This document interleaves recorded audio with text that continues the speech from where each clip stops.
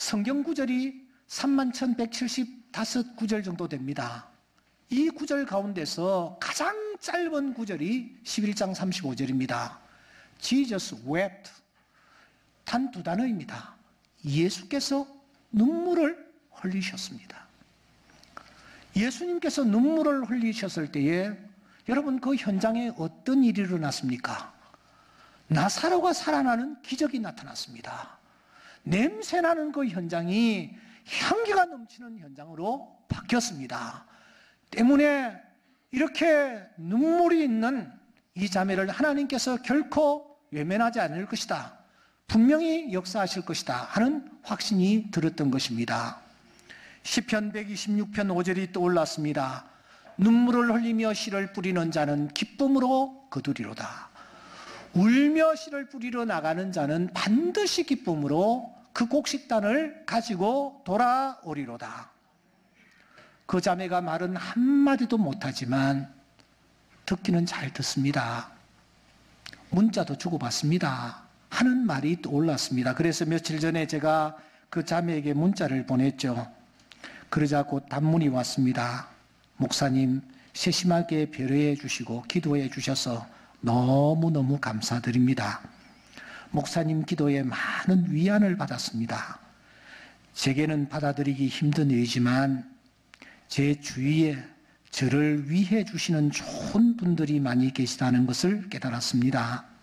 힘내서 극복해 보겠습니다. 이번 주일에 뵙겠습니다. 이런 문자를 보내왔어요. 약속한 대로 그 자매는 지금 이 예배에 참석해 말씀을 듣고 있습니다. 하나님께서 이 시간 사랑하는 자매에게 에바다해 주시기를 주의 이름으로 축원합니다. 여러분, 말세가 되면은 말이죠, 우리 주변에 두 가지 중요한 특징이 나타난답니다. 그 중에 하나는 믿음을 볼 수 없게 되는 이런 현상이 나타날 것이라는 거예요. 주님께서 누가복음 18장 8절에서 말씀하십니다. 인자가 올 때에 믿음을 보겠느냐? 믿음이 없어지는 거예요. 또 하나는 사랑이 식어질 것이라고 말씀합니다. 주님이 말씀하십니다. 마태복음 24장 12절에 많은 사람의 사랑이 식어질 것이라고 하셨습니다. 이 두 가지 현상이 말세가 되면 일어나는데, 이 두 가지 현상이 일어나는 것을 우리가 어떻게 확인할 수 있느냐? 주님은 확인하는 방법을 이렇게 말씀합니다. 누가복음 7장 32절 말씀해 보니 피리를 불어도 춤추지 아니하고 곡하여도 너희가 울지 아니하였다. 그렇게 말씀하십니다. 믿음이 없어지고 사랑이 식어지면 감정이 메말라 버린다라는 것입니다. 따뜻한 가슴이 없습니다. 내 이웃에 대한 안타까움과 배려와 희생이 없습니다. 믿음이 없어지면 자연적으로 이런 현상이 나에게 나타납니다. 사랑이 식어지면 나에게 그런 현상이 나타나는 것입니다. 이제 우리가 말씀에 들어가면서 먼저 진지하게 이런 질문을 던져야 할 것 같습니다. 나는 과연 어떠한가? 나는 믿음이 있는 사람인가? 나는 사랑을 가지고 있는가? 믿음이 있다 외쳐봐야 소용이 없습니다. 나는 사랑이 있는 사람이다 이렇게 외쳐봐야 아무 소용이 없습니다. 옆에 사람이 피리를 불 때에 내가 함께 춤을 추어주느냐라는 거예요. 그 사람이 기뻐서 어쩔 줄 못할 때 같이 기뻐해 주느냐 하는 겁니다. 그 사람이 곡을 할 때에 내가 같이 울어주느냐 하는 거예요. 내 문제가 아니라 내 옆에 있는 사람 문제 때문에, 제3자의 문제 때문에 진정 기뻐할 때에 같이 기뻐해주고 슬퍼할 때에 같이 울어주고 있느냐라는 것입니다. 오늘 본문에는 한 사건이 소개되고 있지요. 한 사람이 병들었다가 죽었습니다. 소망이 없는 상태에 던져졌습니다. 그런데 그 사람이 살아났어요. 주님께서 그를 살려주셨습니다. 이 놀라운 일을 경험했던 당사자들은, 그리고 그 가족들은 그냥 있을 수가 없었습니다. 그래서 그 일을 행하신 예수를 위하여 잔치를 했습니다. 그것도 모자라 마리아라는 여인은 이렇게 행동을 했습니다. 12장 3절에 보니 지극히 비싼 향유를 예수님의 발에 붓고 머리털로 그 발을 닦았습니다. 향유 냄새가 온 집안에 가득할 정도였습니다. 사랑하는 여러분, 이때 과연 그 현장은 어떠했을까요? 마리아의 액션을 우리가 한번 살펴보자고요. 이 마리아라는 여인이 향유만 쏟아 부었을까요? 성경은 머리털로 주님의 발을 닦았다고 했습니다. 자, 보세요. 단발머리는 아니었던다 합니다. 긴 머리입니다. 그 여성이 가장 소중하게 생각하는 머리털을 앞으로 이렇게 밀었어요. 앞으로 밀어서 예수님의 발에 그 머리털이 지금 닿아 있는 거예요. 그러면은 그 머리털은 그 여인의 얼굴 전체를 가리고 있었을 것입니다. 뿐만 아니라 이 여인은 지금 예수님 앞에 무릎을 꿇고 이 액션을 취하고 있었던 것이 틀림이 없습니다. 머리털이 온 자기의 얼굴을 가리어 발까지 내리뜨려진 그 상황 속에서 이 여인이 지금 주님의 발을 머리털을 가지고 닦는 것입니다. 그때에 과연 발만 닦았을까요? 그때에 향유만 쏟아 부었을까요? 그게 전부였을까요? 그 이상의 어떤 감정이 없었을까요? 누가복음 7장에 보면은 옥합을 깨뜨린 한 여인이 소개되고 있습니다. 공교롭게도 누구였는지는 이름을 밝히지 않습니다만 앞뒤 정황을 볼 때 너무너무 비슷한 그런 상황이었음을 우리에게 알려주고 있습니다. 그 여인이 주님 앞에 옥합을 깨뜨립니다. 향유를 쏟아 붓습니다. 머리털로 발을 닦고 있습니다. 그때의 그 감정이 어떠했는지를 성경은 이렇게 소개를 합니다. 예수님의 뒤로 와서 그 발 곁에 서서 울며 눈물로 그 발을 적시고 자기 머리털로 닦고 그 발에 입 맞추고 향유를 부었다. 울며 눈물로 그렇게 표현하고 있습니다. 주님은 그때의 상황을 이렇게 말씀하십니다. 이 여자는 눈물로 내 발을 적시고 그 머리털로 닦았다라고 하는 말입니다. 그때 우리 주님은 똑똑히 보았습니다. 향유를 붓는 그 여인의 눈에서 흐르는 눈물을 보았습니다. 뜨거운 눈물이 발에 떨어지는 것을 주님은 느끼셨습니다.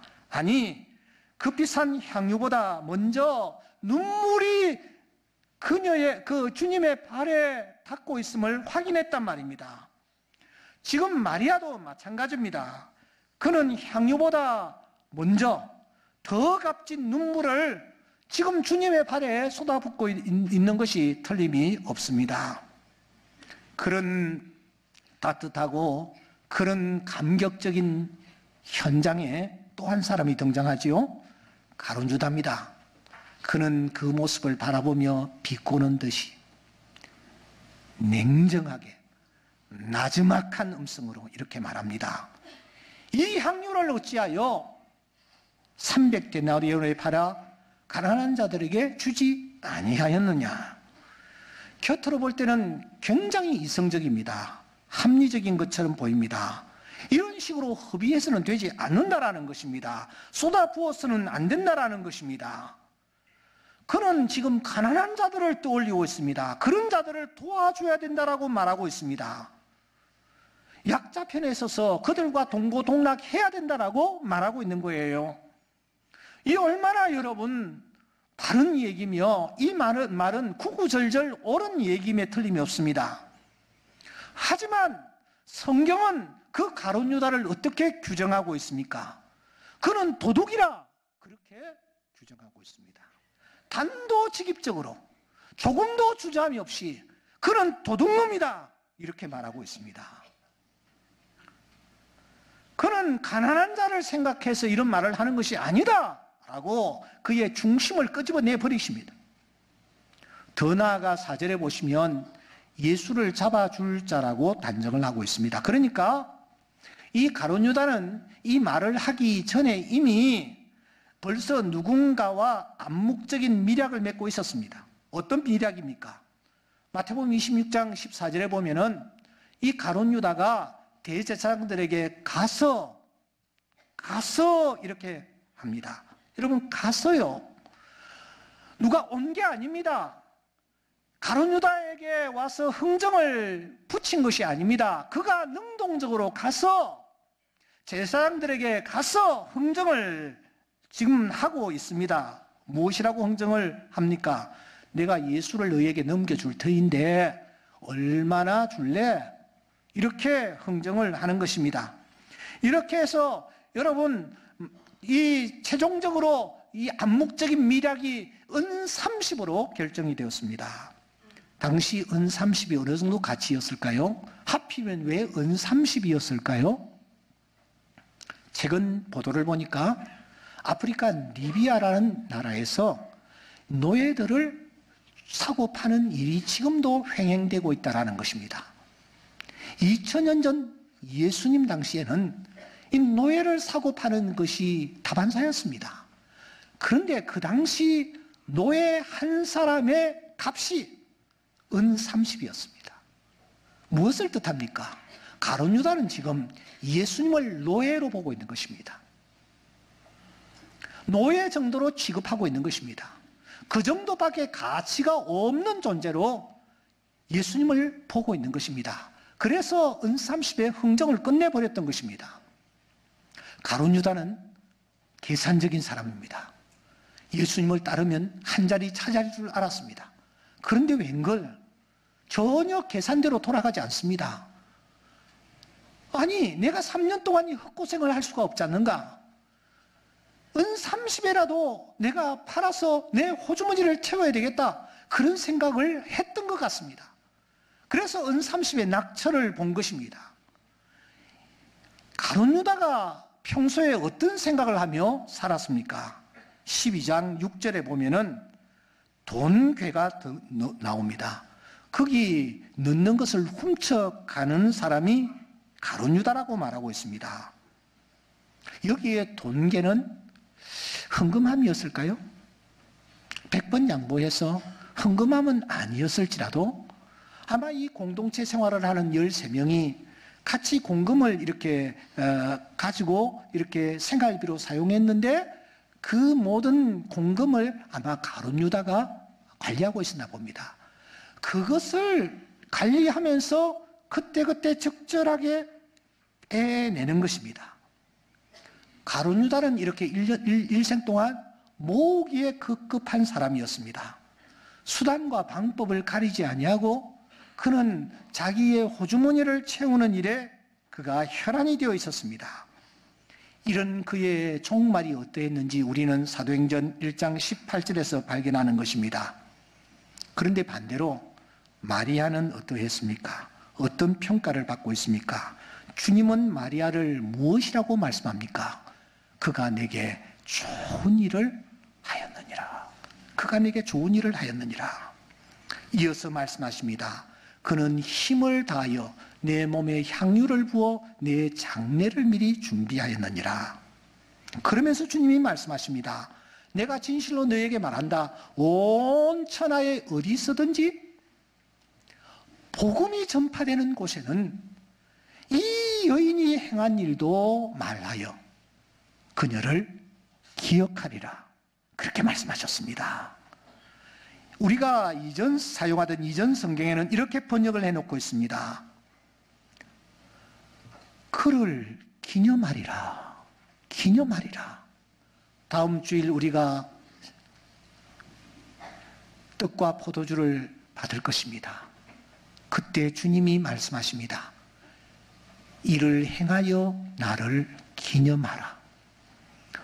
그 주님의 떡과 살을, 떡과 피를 기념하는 그런 수준으로 이 마리아의 헌신을 기쁘게 받으신 것입니다. 현대인의 성경에서는 이렇게 말합니다. 내가 분명히 말한다. 온 세상 어디서든지 복음이 전파되는 곳마다 이 여자가 한 일도 전해져서 사람들의 기억에 남게 되고 높이 평가될 것이다. 사랑하는 여러분, 우리는 이제 한 해를 결산해야 되는 초겨울에 접어들었습니다. 지금까지 무엇을 목표로 달려왔습니까? 그래서 얻은 결과는 도대체 무엇입니까? 나를 향하여 누군가가 평가를 내릴 때에 어떤 평가를 내리겠느냐라는 것입니다. 나는 어떤 발자취를 남기며 여기까지 달려왔느냐 하는 것입니다. 페이브라는 이 책이 많은 것을 생각하게 만듭니다. 이 책의 주인공, 저자 하영록 씨는 13살 나이에 부모를 따라 미국으로 이민을 갔습니다. 참 많은 어려움을 겪었겠죠. 그런데 점점 이제 시간이 흘러가면서 그는 드디어 아메리칸 드림을 이루어 갑니다. 그가 32살이었을 때에는 가정도 이루고 자녀도 두고 사업장도 번성하기 시작했습니다. 물론 좋은 차도 마련했겠죠. 오늘 같은 초가을 날 그는 뉴욕의 하이웨이를 아주 좋은 차를 몰고 달려가는 겁니다. 차 안에서 그런데 일이 터져버렸습니다. 그가 차 안에서 의식을 잃어버린 거예요. 심장이 비정상적으로 빠르게 뛰다가 호흡곤란으로 쓰러져 숨이 끊어지는 심실빈맥증 증세였습니다. 후사일생으로 이동되어 살았습니다. 그때부터 그는 모든 것을 접고 환자복을 입고 병상에서 생명을 위협하는 절박한 그런 위기 상황들을 수없이 넘기고 있었습니다. 그에게 희망은 그에게 심장을 누군가가 이식해 주는 것이었습니다. 그런데 누가 나타나지 않는 거예요. 그러던 어느 날 5개월이 지났을 때에 드디어 복음이 그에게 전달되었습니다. 하루는 의사가 병실을 열고 들어오더니만은 그의 이름을 부르며 당신은 정말 행운하여 당신을 위하여 당신에게 꼭 맞는 심장을 누군가가 이식해 주기로 했어. 빨리 연락하고 수술 준비를 하시오. 그러면서 이 의사가 한마디 툭 던졌습니다. 그런데 말이요, 옆방 병실에 한 여자는 심장을 이식해 줄, 기증해 줄 사람이 없어서 이틀 후면은 세상을 떠나게 되어 있어. 당신은 정말 그런데 행운하여. 그 얘기를 듣는 순간 이 하영록은 정신이 번쩍 들었습니다. 돌아서는 그 의사를 불러 세웁니다. 선생님, 방금 뭐라고 했습니까? 그 여자가 어떻게 된다고요? 예, 이틀 후에 세상을 떠나게 되어 있습니다. 나는 그러면 얼마나 삽니까? 당신은 한 3주, 길면은 한 달 정도입니다. 그런데 당신에게 누군가가 심장을 이식해 준다고 하니 얼마나 행운이요. 그 순간 하영록은 말합니다. 나에게 이식할 심장을 그 여인에게 먼저 주십시오. 희둥그레진 의사가 아니야, 당신에게 주어진 심장이라고. 그런데도 그는 고집을 꺾지 않습니다. 아내가 말을 해도 고집을 꺾지 않습니다. 내 심장을 그 여인에게 주라고. 급히 수술은 진행되었고 죽음 직전에 있던 여자는 생명을 건졌습니다. 하영록은 어떻게 되었을까요? 의사가 예견한 대로 3주째부터 그는 의식 불명 상태로 혼수 상태에 빠졌습니다. 그런데 자기가 받아야 할 심장을 다른 사람에게 기꺼이 줬다라는 얘기가 병원 내에 전해지면서 불평하고 원망하고 큰소리치던 직원들과 환자들이 다소곳해졌습니다. 감동을 받은 것입니다. 그들이 한결같은 마음으로 이 환자를 위해서 기도했을 것이요, 의료진들도 최선을 다하여 달라붙었습니다. 한 달쯤 되었을 때에 이제는 정말 생명이 끝날 그 순간 기적적으로 심장을 그에게 이식해 줄 또 한 사람이 나타났습니다. 수술을 받았습니다. 살아났습니다. 살아난 이후의 하영록의 삶은 어떻게 되었을까요? 여러분들이 책을 한번 접해서 그 다음 스토리를 읽으시기 바랍니다. 하나님이 엄청난 축복을 주셨어요. 책을 구하지 못하실 분들은 인터넷에서 하영록 간증을 한번 꼭 들으시기 바랍니다. 하나님께서 어떻게 그에게 역사하셨는지, 지금 그가 어떤 상태에 놓여 있는지.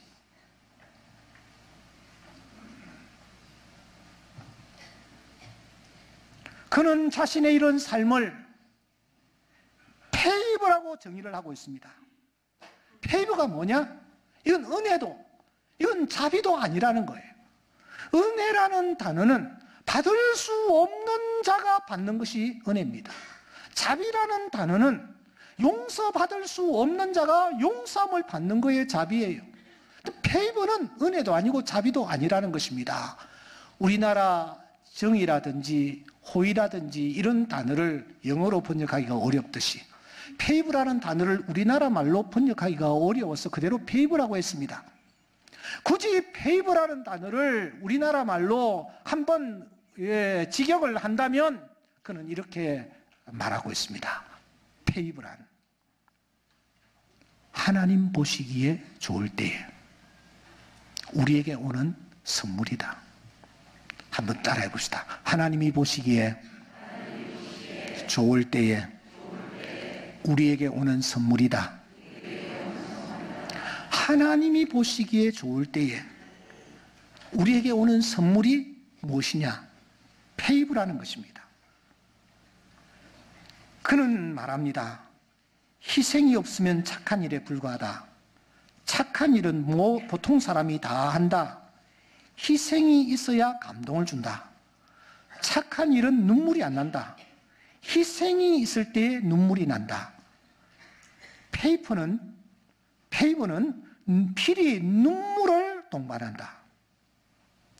내일 자신이 죽을지 모르는 상황 속에서 자기의 생명을 기꺼이 내려놓습니다. 자기의 그 생명을 옆방의 생면부지의 여인, 한 번도 본 적이 없는 그 여인에게 그저 기꺼이 준다. 그게 페이브라는 거예요. 내가 페이브하면 하나님께서 나에게 페이브해 주신다라는 것입니다. 그는 이 놀라운 사실을 지금도 깨닫고 그런 삶을 살아가고 있습니다. 하나님 보시기에 좋은 삶. 그때에 하나님의 은혜와 하나님의 자비와 하나님의 긍휼하심이 나타난다라는 것입니다. 사랑하는 성도 여러분, 지금 예수님을 중심으로 두 종류의 사람이 등장합니다. 하나는 가룟 유다입니다. 또 하나는 마리아입니다. 가룟 유다 형은 모으는 것에 급급하는 사람입니다. 모으는 것을 목표로 살아가는 사람입니다. 그야말로 실리를 추구하는 자입니다. 마리아 형은 어떠합니까? 쏟아붓는 것을 목표로 하는 사람입니다. 명분을 중요하게 생각하는 자입니다. 그냥 붓는 것입니다. 나는 어느 형에 가까웠습니까? 유다 형입니까? 마리아 형입니까? 마리아를 생각하면 옥합이 떠오릅니다. 가룟 유다를 생각하면 은삼십이 떠오릅니다. 누군가가 나를 떠올리면, 나를 생각하면, 나를 바라보면 어떤 것을 지금 떠올리고 있을까요? 어제 설교 준비를 하다 말고 수술한 부부가 생각이 나서 급히 달려갔습니다. 남편은 82세, 부인은 77세입니다. 남편 집사님은 위를 잘라냈습니다. 부인 권사님은 두 가슴을 다 절제해내고 그리고 폐를 절제해냈습니다. 큰 수술을 두 분이 동시에 입원하여 동시에 받았습니다. 병원의 특별한 배려로 그 부부가 인실에 나란히 같이 있는 것을 확인하였습니다. 어떻게 해서 생명은 건졌고 회복 단계에 계십니다. 가면서 어떤 말씀으로 위로를 해드릴까 생각하다가 갈라디아서 6장 17절을 떠올렸습니다. 이 이후로는 누구든지 나를 괴롭게 하지 말라. 내가 내 몸에 예수의 흔적을 지니고 있노라. 사랑하는 집사님, 사랑하는 권사님, 여러분들이 받으신 이 흔적, 수술 자국이 예수의 흔적이 되기를 소원합니다. 아무도 누구든지 괴롭게 하지 않기를 소원합니다. 위로해드리고 돌아왔습니다. 올림픽 대로를 타고 한강을 오른쪽에 끼고 올라오고 있는데 갑자기 제 마음에 이런 생각이 들었어요. 내가 오늘 말씀을 제대로 전했나? 제대로 전했나? 그 수술 자국이 예수의 흔적이다? 그건 아니야. 그건 아니야. 예수의 흔적이 무엇인가? 그 손과 발과 옆구리와 얼굴에 나타난 모습에, 머리에 나타난 예수의 흔적은 무엇이었던가? 그것은 다른 사람을 위하여 희생한 흔적이었다. 바울이 가졌던 흔적은 바로 그 예수의 흔적이었을 것이다. 그런 생각을 합니다. 여러분은 지금 어떤 흔적을 소유하고 계십니까? 나에게는 어떤 흔적이 있습니까? 바울 사도는 말합니다. 즐거워하는 자들과 함께 즐거워하고 우는 자들과 함께 울라고요. 전도서 기자는 말합니다. 내 떡을 물 위에 던지라. 여러 날 후에 도로 찾으리라. 긍휼히 여기는 자는 복이 있나니 저희가 긍휼히 여김을 받을 것이다. 오늘 나는 도대체 어떤 흔적을 가지고 여기까지 왔는지 자신을 돌아보는 진지한 시간이 될 수 있기를 주의 이름으로 축원합니다.